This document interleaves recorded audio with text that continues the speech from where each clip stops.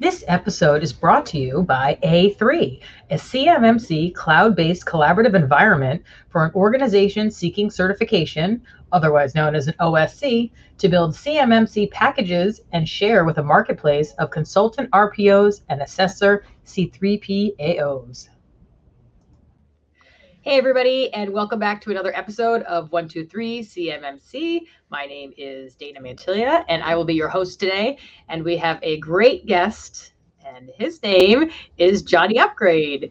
And why don't you introduce yourself a little bit? And he's a top security professional, the top of the top. Why don't you introduce yourself and tell a little bit about you? Well, thank you, Dana. I want to say good talking to you again. And here's my little baby Scarlett for anyone who's wondering. She's 25 years old, and anyone who has a parrot, if you want them peanut butter, that's probably the best way to take good care of them. They love that. Anyway, myself, I started in the corporate world in 1984, big leagues, actually. I was the network director for the $45 billion C-17 project by 1988. And I had worked my way up from the lowest level job where I was just putting paper in the printer because they hired me because I was a big guy. I could carry a 50-pound box. You know, that's the only reason I got in there. But I wound up working for the last 10 years as one of the top subject matter experts for IBM's cloud division. And I just got my dividend. I'm retired now. I started doing my own thing. But I got my dividend. I believe they did $17 billion, my division, in revenue last year. So $17 billion with a B. When I say we're spending $100 million on cybersecurity defense, you can understand why. And it's just a drop in the bucket. So basically, that's what hackers are going against.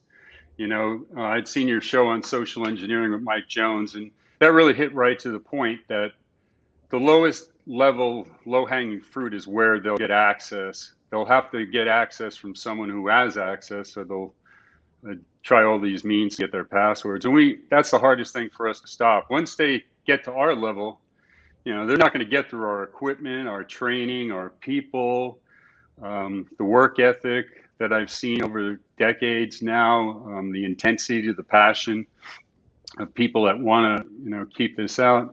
And in fact, the thing that I noticed the most is that corporations have more accidental losses of data than they do of a hacker getting in there and stealing something. And that's far more valuable to lose the work of 2,000 programmers like I'd have on one server on one day. And they're all making $75 to $100 an hour. So you lose a day's work there. Suddenly you're talking about 1.6 million, 2 million, plus they lose days on their release. So we lost more just, you know, admin overwriting a volume or some user, you know, taking out the data for all their other project users than something like a hacker getting in there. So that leads us into the service level agreements, because that's one of the areas I think anyone that's getting into cybersecurity needs to know about, especially if they want a long-term career. Once you get to the upper levels and you're signing these or reading these, then that's where the multi-million-dollar equipment and service providing agreements come in. So I think it's service level agreement. Okay, a service level agreement is it can be between two companies, and a good example of that would be a network provider providing services to some company, and another one would be an internal one like a help desk that would say that they're going to close 30 tickets every day for these departments. Okay, so a service level agreement is an agreement to provide some kind of service at a level that's agreed upon by both parties. And they come in many different flavors and forms, and they can cost the company millions of dollars or tens of millions if they're not to the company's favor. If they're too much to the provider's favor, it'll hurt the company.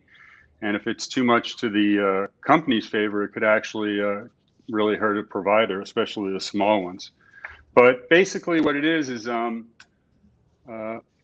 like with us, it was outages were probably one of the main things. Like I said, the help desk, the help desk, they would get reports of outages from the network, and that's when the clock would start from the service provider. And this is kind of a complex thing to get into really quick. But whoever we signed the contract with, okay, they agreed to respond either within 10 minutes or 15 minutes or 20 minutes or an hour. And every one of those terms is agreed to in what's called the service level agreement, the SLA. So you would definitely want someone that's responding in 10 minutes as opposed to someone that's responding in an hour. Mm-hmm. As we've just discussed, an hour can cost you $200,000 to $1 million. Okay, so that would be one that's weighted against the company.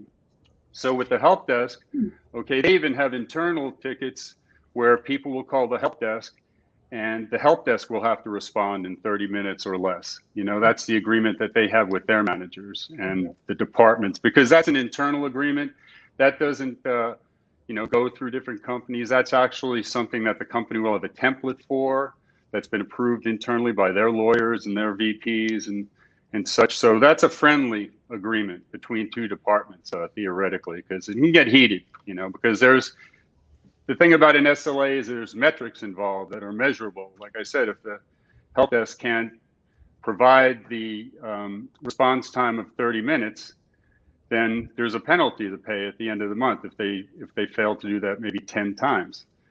And this is one of the best things that I can say is, if anyone's going to go with anything from this, okay, probably the most famous SLA that I can think of, it's unofficial, but everyone thinks of it initially, is Domino's Pizza. What's their promise? They'll deliver your pizza in 30 minutes or less, okay? Mm-hmm. If they deliver it in more than 30 minutes, the pizza's free. Mm-hmm. If they deliver it in exactly on time, well, then they have your future business as a loyal customer. Same thing with an SLA. It's like that Domino's agreement. If a department doesn't get their tickets closed within the 30-minute thing, then the help desk or whatever department is gets punished. They lose money out of their budget the next year. There's some accommodations made. The SLA is rewritten. But it's very, very important because people can look really bad if you sign an SLA internally that's against your own company, if you do it with an outside company. And lawyers are involved, yes, but they're lawyers. They're not trained internally on what I just said, the difference between a 10-minute response and an hour response for the clock to start ticking on an outage, So even if a lawyer approves it, I made it my duty to go through every SLA, especially if I was signing it. Once I got to the level that my name was on it, I would make sure that I read that thing again and again, especially my parts, because otherwise that would cause more damage to my company than a hacker getting in there and stealing, some secrets worth a couple $1 million, Yeah, so, and if you have an industry that it has compliance where they say, you have to be back up and running within, 10 hours or something like that, you have to make sure that is also in the agreement too, because if your compliance is saying you have to be up in 10 hours or whatever it is, and the agreement says, they have 4 days, that's not gonna work. Yeah, that would never fly, especially in today's businesses. SteelRoot, a national leader in helping companies in the defense industrial base with CMMC preparation and federal cybersecurity regulations. Big or small, SteelRoot is here to help design, build, and manage IT. The SteelRoot reference architecture is a secure, cloud-native operating environment built on zero trust principles. SteelRoot also provides managed cybersecurity, IT, and virtual ISSO services. Visit steelroot.us for more information. There's many companies that say they lose more than $1 million per hour per website that's down. You can imagine Amazon. Mm-hmm. They've had a couple outages lately for 2 hours, and they're bringing in $1 billion or more every single day. and they're going to be down for a couple hours, you're starting to get into the tens of millions and the hundreds of millions. So on the other end, there's some platform provider that has cybersecurity insurance or pays out of their own pocket the damages to Amazon for keeping them down that long. So all those metrics are discussed right in the beginning. So that's where the lawyer comes in. They go through all the legalese, but the IT people come in and they give all of the expert advice. So as a person that was just giving expert advice at first, I didn't really pay too much attention to it because my name wasn't on it. But once my name went on it, and I realized my career could be on the line if a $2 million outage happened to our network, and it was my fault because I signed a poorly favored agreement with the service provider, then it made all the difference in the world. It made me very aware of how important they were. So that's my one thing is, to anyone going away from this, just remember Domino's Pizza. That's the service level agreement that you'll have in the corporate world. Every one of them will be based like that. You either get your pizza there on time and you do what's said in the contract, or you're going to pay a penalty. And in the computer world, the dollars are so staggering that it's unbelievable. Like I saw the Colonial Pipeline hack was a $5 million hack. And I mean, that doesn't even put a dent in the amount of a medium-sized or big company, but for a small company, it could be devastating, it could take them out. So I advise even small companies to get an SLA and never go by, this is also key, never go by the provider's template and just sign it, whether it's for the network services or anything that you have outside with another company, whether they're providing air conditioning services for your data center, that's critical. Whether they're providing failover services and maintenance for your diesel generator that takes over when your power from the grid goes down, those all have to be totally worked out and specified, and it goes across the board. But then again, come back to Domino's Pizza when you're thinking about it. They either do the job right or you get your pizza free. And you had brought something about something being, you brought up something down. It reminded me like when servers from one department get taken over from another department, an internal SLA. The SLA is to keep these servers up 99.999% of the time. Okay, there's one 4-hour window called the maintenance window every month where patches can be applied and updates and all. Otherwise, that whole 30 days and 20 hours, that has to be up the whole time. You get maybe a minute or two for an outage to reboot or something if you're lucky. But that's an internal agreement, and that can span hundreds of servers or thousands of servers, and the dollars that are involved are tremendous. So as people move up in the ranks, and I'm sure that they will, because right now there's over 4 million cybersecurity defense jobs that are open that the corporations can't fill. So a lot of people are going to start working their way up, and because they're not experienced, but people can come in from other businesses at higher levels, with master's degrees and such. And they're going to move up pretty quick. So that's where the service level agreement can make or break a career. So be very careful about it. Yeah, and definitely a good thing to do is to go through all of your contracts with all of your vendors and to just see, do you even have one, number one? And this is for smaller businesses because they may not even know what this is. So going through and seeing what it is, looking at it through the Domino's eyes, okay, what's the story? What are you promising? And then just making sure that something's there. And if you're not happy with the way that it's written, then you need to contact them and then get up some kind of an agreement. Like, this isn't going to work. So, but this would work. Can we put this in there? So exactly. There's so many small companies that don't even know what an SLA, service level agreement, is and have no SLA in their contract. It's just an as is contract. We'll provide you the services as is. And for a lot of small companies, they're like, okay, that sounds good, but everyone needs to be up 7 by 24 by 365 these days.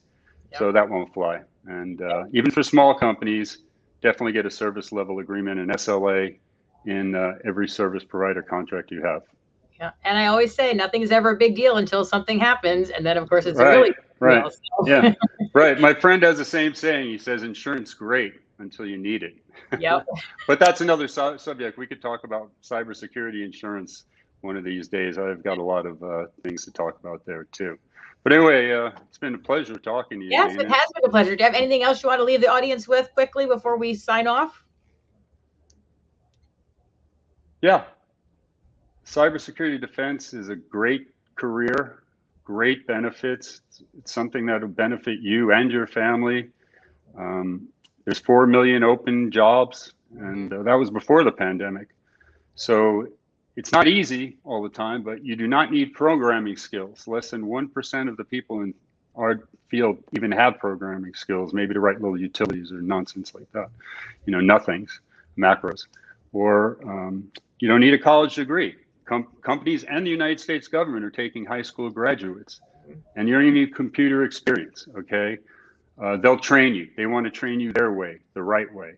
So however you can, take any job, the lowest level. One of my friends started as like a janitor and worked his way up to computer operator, and he really did quite well for himself as a vice president of a big company, you know? So you can never tell where you'll be in 20, 30 years.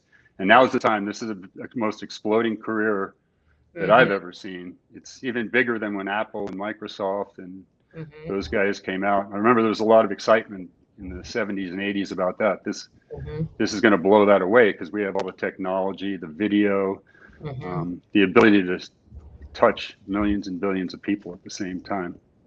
So time has come for cybersecurity defense. That it has. has. Best time to jump on it. Yes. And you're one at the forefront, so happy to hear you. Well, it's like you said, and I like that you're pointing out that you don't have to be a very technical person, because there's a lot of areas that people can go into this field. And like you said, it is exploding with the need for people to get involved in it. So if you're thinking of a career change, or if you're a young person, you know, something along those lines, definitely try to, you know, at least take a look at it and explore some options. So and with that, we want to say thank you very, very much for your time and your input. Thank you, Dana. Thank you. And thank you to everybody for watching. We appreciate your time too. So hopefully we'll see you around on the next time. Thank you, Dana. This episode is brought to you by A3, a CMMC cloud-based collaborative environment for an organization seeking certification, otherwise known as an OSC, to build CMMC packages and share with a marketplace of consultant RPOs and assessor C3PAOs.